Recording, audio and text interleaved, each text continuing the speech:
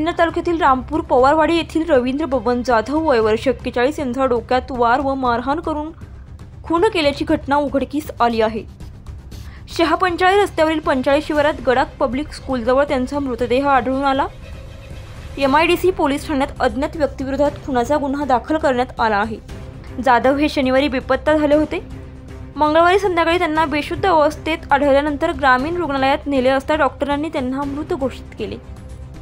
प्राथमिक तपासात डोक्यावर वार व मारहाणीचे पुरावे आढळले आहेत। शवविच्छेदन नाशिकच्या जिल्हा रुग्णालयात करण्यात आले असून खुनाचे कारण अद्याप स्पष्ट झालेले नाही।